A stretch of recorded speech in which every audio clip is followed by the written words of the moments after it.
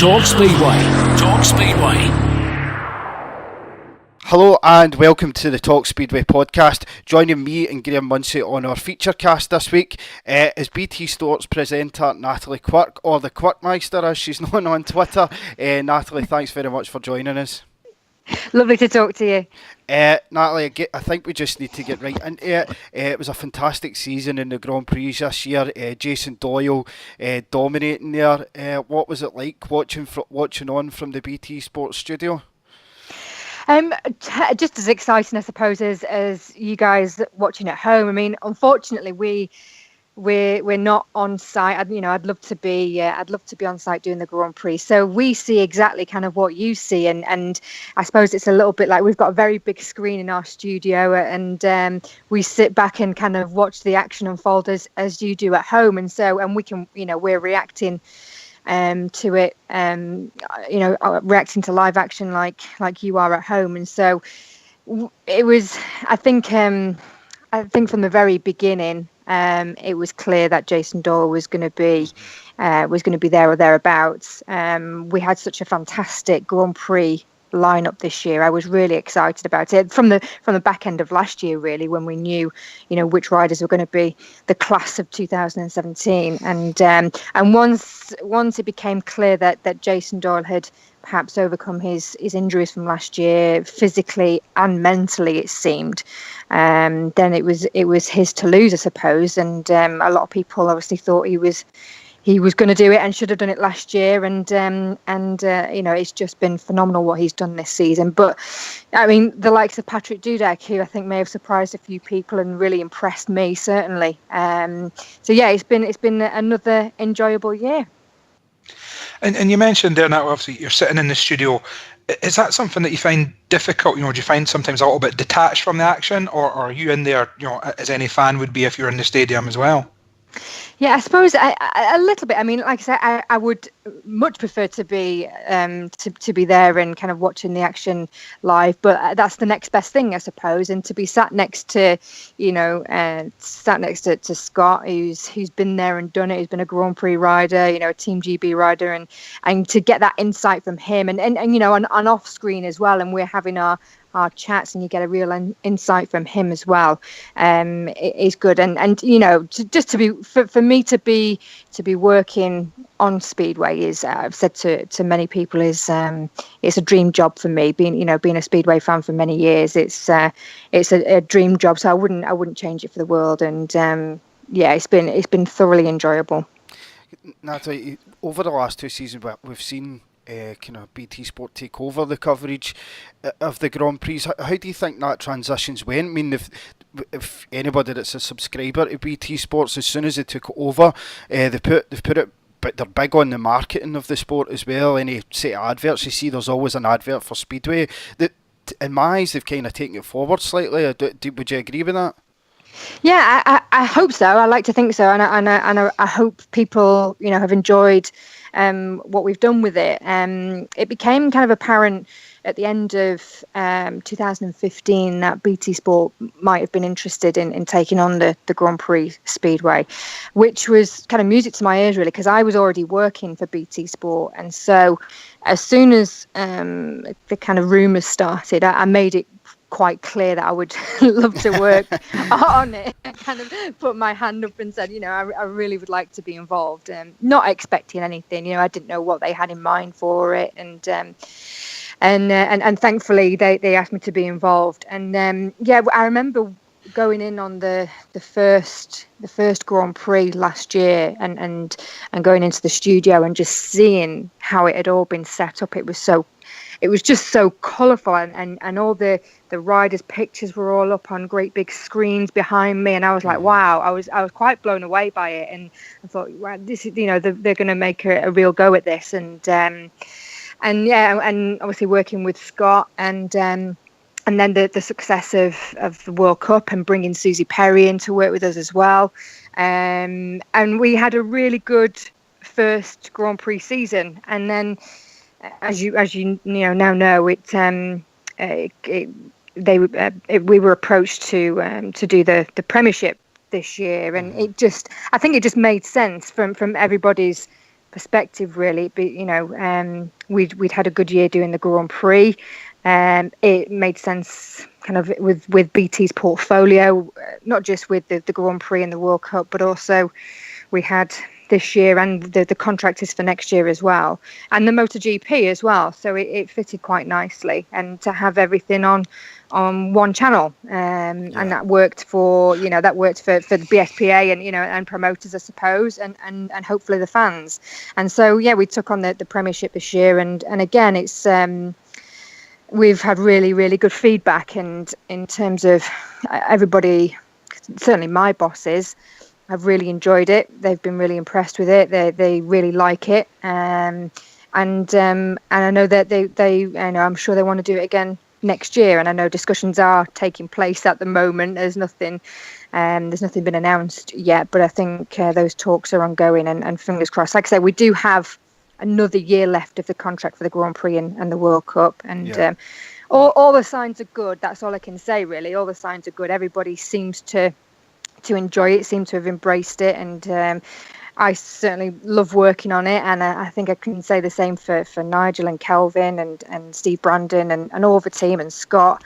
We've all just loved it, and we all want it to work, because at the end of the day we're not just television people, but we're Speedway fans, and so we just want it to work, and I think we know what the fans want, and hopefully we've gone some way to doing that. I mean, as a fan, that's obviously great news to hear, and I thought personally that the BT coverage was a breath of fresh air. I mean, I don't suppose it harms from a thinking in your manager's point of view, the fact that it was so exciting the end of the season, those playoffs with Wolves winning at Swindon and then going down to the last couple of heats. From a TV executive's point of view, what more can you ask for than that? I know, that really ticked every box. You couldn't have scripted it any better, could you? We the first year that we'd and first year that we'd done the Premiership, and actually originally the dates were the two dates that we did the promotion relegation playoff were actually originally going to be the playoffs for the Premiership, and we said it's going to lose a bit of momentum if we delay it, and so the dates actually changed, and so we had the grand final playoffs about 2 weeks earlier than had originally been planned, and it just worked brilliantly. We went to Swindon, and Swindon perhaps were the favourites after what they'd done in the league, and to see and Wolverhampton up against it, without Freddie Lindgren and Jakob Torsell and what they did at Swindon, and then to have it turned around again, it was we went to Wolverhampton thinking they've got kind of one hand on the trophy. Mm-hmm. As we all know, anything could happen in Speedway, and we kind of thought one race and it completely turns it around again, but to go down to the very last race in the grand final was just fantastic. And we for any neutral of the sport, a neutral fan, I think would have enjoyed watching that. So yes, so from our boss's point of view, they were delighted. Natalie, just to move on to kind of yourself, you mentioned that all the guys that are involved in the TV production are all Speedway fans. What's your Speedway background? I know people maybe recognise your voice for the old Kirky Lane, but what's your Speedway background? Obviously an Aces fan. Yeah, I've been a Belle Vue fan. My first season was, I think it was 1991, is when I first started going to Kirky Lane. Natalie, you don't want to be giving away your age. Come on. I'm not gonna. No, I won't say how old I was, but it was 1991, and my dad had started taking me. That was when Belle Vue were racing on a Friday night at what is now the old Kirky Lane, just kept going as a fan. I'll try and keep this short, but I knew from a very early age that I wanted to be a journalist, and so I started writing for Belle Vue's program, and I had my own little column as a 13-14-year-old, and that kind of went on for quite a few years. And so when you think back then, my training was basically having to interview John Perrin as a 14-year-old girl when Belle Vue had lost. So I think you kind of think if you can do that, you can pretty much interview anybody, I think. So yes, I'd a really great experience. I owe Speedway quite a lot actually, because it really set me off on the path to where I am today. I started getting more interested in the broadcasting side of things, and went off to university and did a journalism degree, and still at the same time was working really at Belle Vue. I think I've pretty much done every job there is to do at Belle Vue. I was was writing regularly for their program, and then I was helping out as like a stand-in press officer at times. I ran their official club website.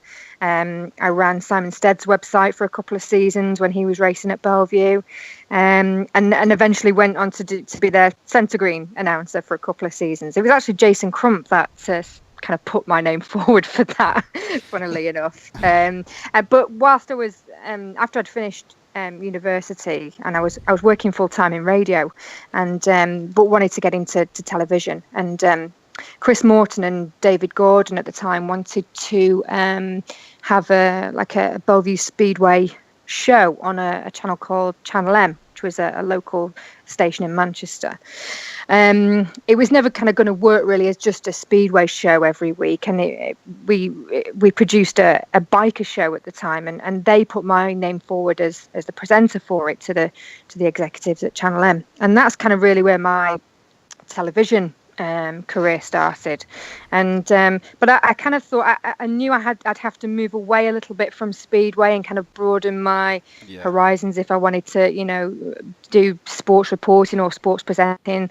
And so still keeping involved in speedway, but I kind of moved on to doing a variety of things: football, rugby league, ice hockey, hockey, boxing, various different things, and eventually kind of ended up at BT Sport. And as I say, I'd been doing a lot of their football and presenting the women's football, which I still do, and doing Champions League and Europa League, which was fantastic. And then Speedway kind of came full circle, really. I couldn't believe my ears when I heard that the BT bosses were quite interested in it, and I thought, that's exactly where I started. It's exactly what I've been wanting to do for years and years, and I'm doing a job I absolutely love, and it's not really a job, is it? But I'm getting paid to do it, and I'm as I say, I'm thoroughly enjoying it. And I think even not just thinking of Speedway, but the rise of BT Sport over what must only be, I guess, 4, maybe 5 years maximum has been absolutely meteoric. To go from sort of an idea that I guess maybe as a starter was just about trying to get more of a broadband market, into now having the Champions League, the FA Cup, the MotoGP, the UFC. I think BT Sport is probably the place to be now for sport on TV in the UK. Yeah, I think when I started at BT Sport, it'd only been kind of running about 4 or 5 months, so it was very, very early days. But even then, you just kind of got a sense really of the ambition there. I'd worked for other television stations before, like Premier Sports, and I'd done a bit of freelancing at different TV stations, but this was probably the biggest, and it was pretty clear that they wanted to be a big competition for the other channels, and others. We've seen others try it and not succeed, but there was just something about BT Sport. They seem to be going after everything really, and they've got the very early days. They got Premier League rights, and then the Champions League came about very, very quickly in their existence. And we heard, I can't remember if it was earlier this year or end of last year, we now know that we've got the Champions League contract again. So we've got it for another 3 years after this season. Again, Premier League rights are going to come up for grabs again, but I know to get they've got the the Ashes and the cricket, the MotoGP, the rugby league does really well, and they've got such a big portfolio now, and it just seems to be going from strength to strength, and you're constantly hearing about what they're interested in kind of looking into next. It's really exciting to be part of. Natalie, you mentioned you're involved in presenting the women's football. Is that that must be a big passion for yourself? I see you blogging and stuff like that about that as well. Yeah, that came about.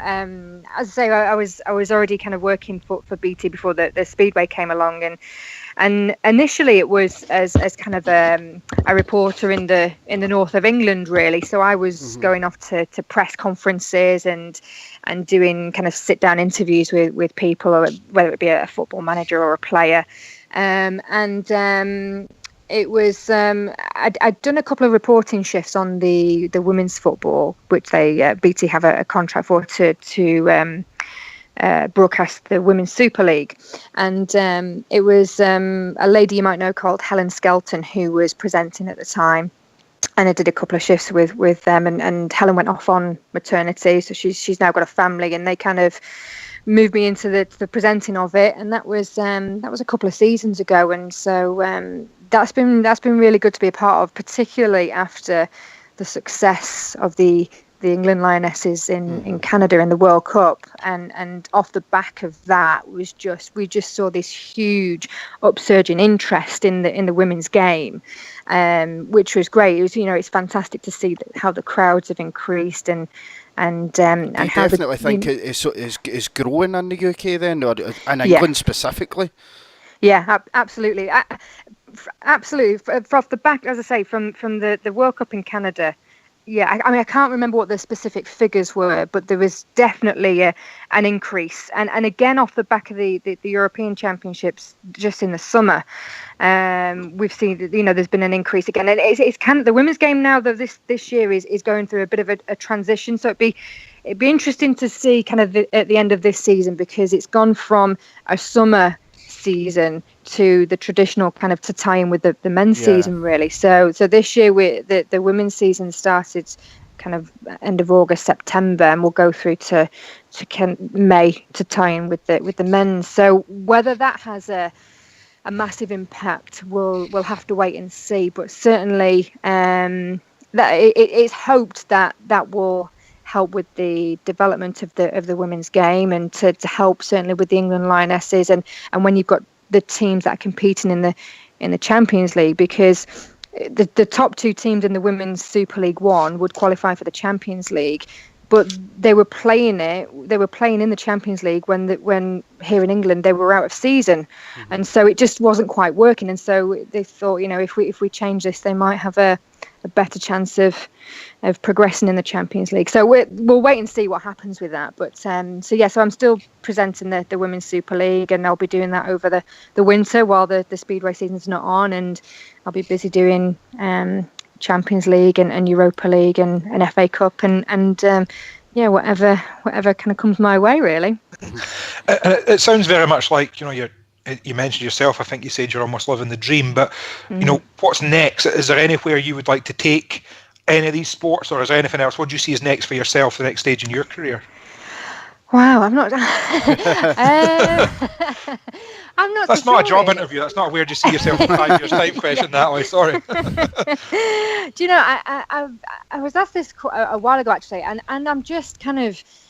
I'm enjoying everything that I'm doing now, and I consider myself to be pretty lucky at what I'm doing now, and I'm really, I'm really enjoying doing the Speedway, and I hope we can do another season on the Premiership and years to come as well. I'd love to be able to, as I say, do maybe the Grand Prix on site and do a little more live coverage of the Grand Prix on site. That would be fantastic, and something to kind of tick off my bucket list, I suppose. But yeah, I'm not sure really. Just to do more presenting, and I'm just enjoying what I'm doing. I'm enjoying what I'm doing now, I think, and hopefully that can continue. Television's quite it's very competitive, as I'm sure you're aware. So I just I take every shift as a blessing, really, and try and enjoy everything that kind of any opportunities that come up. I try and enjoy it and grab it with both hands. As you've mentioned, Natalie, a few times, the Premiership was on BT Sport last season. You managed to get round every track, which was fairly impressive as well. It looked like Sky managed that at any point during one season. But as it went round, is the people, like kind of the high end executives, as you're working round the tracks, get a kind of feel for the sport? Really, I'm assuming that there's maybe some of them that had never even seen the sport or been to the sport or anything. Was there any of them that got into it after watching some of the domestic stuff? Well, the crew that we work with on the domestic speedway, most of them have actually worked on the speedway before. It's BT kind of bringing an outside production company to work on the domestic speedway. So it's an exec producer called Steve Saint, who is actually the exec producer for the world feed of the Grand Prix Speedway. So he's done it for many, many years, and a lot of the crew were very used to watching Speedway and working on Speedway. And with television being there's a lot of freelance workers in television, and so they'd worked, for Sky doing the Speedway and whoever, or Eurosport. They were used to it. But in terms of the Grand Prix, actually, the staff were all in. A lot of them were kind of in-house staff at BT that were working on the Grand Prix, and a lot of them weren't used to it. They'd never seen it before, and my producer, being one of them, had not worked on Speedway before, and another guy who works on it, who kind of steps in as the producer now and again, and it's been really good to see how much they enjoy it now and how much they love it and how much they've got into it. And for me, as a Speedway fan, I'm always banging the drum for Speedway, but just to see how much they've got into it and how much they know about it now, and how we can get together and talk about how we're going to put together, the program. It is really good, and they really, really enjoy it. They look forward to doing the Speedway shift, and they all have a sweepstake every Grand Prix, and you can I can kind of hear, as I'm talking to Scott in the studio, or when the racing done, you can hear them all in the gallery shouting for whoever they've got in the sweepstake, and they know exactly what's going on now, which is good. And if you enjoy what you're doing, then that's most of the battle, I think, really. And looking at the Grand Prix for next year, obviously as a British Speedway fan and as a Belle Vue fan, you must have been delighted when Craig Cook got that GP qualification place and gives another Brit to cheer on. Yeah, absolutely. I was absolutely delighted for Cookie, and fair play. We know what talent he's got and what he's capable of, and what a fantastic year he's had, really, on the track. British champion, and to be captain of Team GB, and what he's done with Belle Vue and with Workington, and to come through that field in the Grand Prix Challenge is no mean feat, really. And he's done really, really well. If you speak to him, though, he feels like he can do a lot more, and he knows that, and he's been pretty open and public about some of the perhaps demons that he's been battling with this year. But it's already quite apparent that he has put a lot of things in place, and he's starting to put things in place now for next year. And he's got a contract now in Poland. I've been seeing today, I know you were talking to Paul Suggett last time about health and nutrition, and I know Cookie's working with him now, and he's sorting out things kind of behind the scenes, and I think that's really important. And I think if you look at someone like Jason Doyle, who has everything kind of in place, and it's not just about what you can do on the bike, but as you know, mentally and things behind the scenes have to be right when you're going into such a pressure cooker like the Grand Prix. And it's going to be a massive test, and we've seen over the years how Grand Prix can make or break riders, really. And Cookie knows it's going to be a really tough test, and but I think as long as his preparations in the winter go well, then there's no reason why you can't give it a really good go. And I really hope that, I'm sure there's some critics out there, but I hope he doesn't put too much pressure on himself, and just goes out there and shows what he's capable of doing. And I really wish him the best. I'll certainly be cheering for him in the studio anyway. Natalie, I think ahead of the 2018 season on BT Sport, there's just one massive question that's on every fan's mind, and that's, are you taking on the same fashion advice as Scott Nicholls for next year? You might be pleased to hear that I'm not. It's funny. It's become, as you know, a thing about. It's just a great talking point as well. Though. Twitter sensation, isn't it? Do you know, I get more tweets about what Scott's wearing than the actual speedway and who's winning what. It's people want to know what shirt he's going to be wearing next time, and it's a bit of fun. It's a bit of a joke, and Scott doesn't take himself too seriously, as you can tell. Yeah. But yeah, it's certainly a talking point. But so much so, it passes on to Alan Rossiter when he comes in and he's trying to outdo Scott in the fashion stakes. And it was funny actually, because I thought, as long as I'm not getting involved in this, I'm quite happy to let you. You might get dragged, don't you? Yeah. But someone got in touch with me on social media recently and said, I think Natalie should be wearing, a funny dress. I was like, no, don't get me involved in this. This is all Scott's thing. No, I'm going to let him carry on with that. So goodness only knows what wardrobe he's got lined up for next season. Natalie, I know you're doing a lot of winter events, obviously with Kelvin and Nigel. We know you're doing stuff like that, but I know recently you were at the NSSC evening. What's the news coming for kind of that down there? We know obviously Coventry have got their problems there. I'm sure you'll have probably a wee bit more insight after attending that night than what we would necessarily. But what was the kind of the feelings for that night? I know it's a wee bit more serious than what we've been talking about, but I'm sure it's something that people are thinking about. Yeah, they gave kind of a bit of an update after what we all kind of saw recently.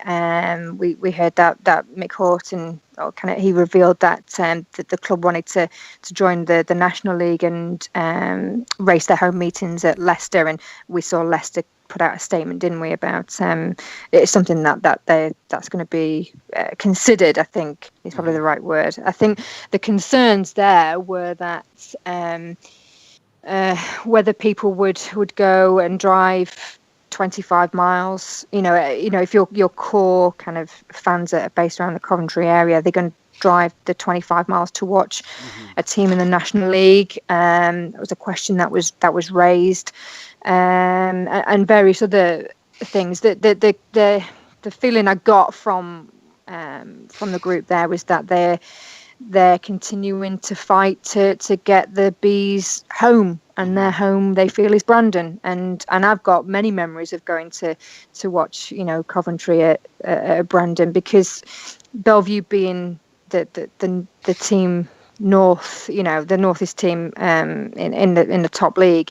The likes of Wolverhampton and Coventry were like our derbies, really, because they were the closest teams to us. And so, I really enjoyed going to Coventry, and it was a real shock and a real shame to see such a big historic club close this season. It's been disappointing not to see them come to the tapes. And so the feeling I got last night was that the campaign group that's been set up is certainly, I would say, not too happy with what's been said in the last couple of weeks. I get the feeling that they think that this perhaps complicates the situation, really. Yeah, I think that's the impression that I got, and like I say, I think talks are still ongoing, and they're determined to have Coventry back where they feel it should be. But yeah, I think I get the feeling as well that they're in a bit of limbo at the moment, and I don't think it's going to be resolved anytime soon. Unfortunately, I think it's an ongoing issue. I think we need to get Jeff Davies on the podcast to kind of speak to him as well. It'd be good to kind of get his thoughts on an update for fans that perhaps can't attend some of these meetings or whatever as well, because it's not just a problem in the area. It's really, I think the whole of the UK Speedway is kind of watching on with great interest in how that situation's going to unfold, really. Yeah, absolutely, and not just speedway fans, but stock car fans as well. I mean, I covered the stock cars for a couple of seasons on TV as well, and so was going regularly to Coventry to watch the stock cars, and they get very good crowds at stock cars. The Formula One stock cars get a very good crowd, and they were talking about that last night actually, about Coventry is a particular hotbed for stock cars, and it's kind of the main base really. So for stock car fans and drivers as well, it's something that is of great interest and concern to them as well. So. Well, Natalie, it's been an absolute pleasure to have you on as a guest on Talk Speedway podcast. We hope that you can perhaps join us through the season at some point as well. Absolutely, yeah. It's been great talking to you. I've put you in the spot there. I've got you on record saying that you're going to join. Don't forget, you can follow us on social media, on Twitter at Talk Speedway, and of course on Facebook and Instagram at Talk Speedway Podcast. Natalie, we hope we see you soon on BT Sport. Of course, the GP coverage coming back next year, and we hope domestic coverage will see you on that. But as I say, thanks very much for joining us. Thank you very much, guys. And to all the listeners, that's it for this one, and we'll catch you next time.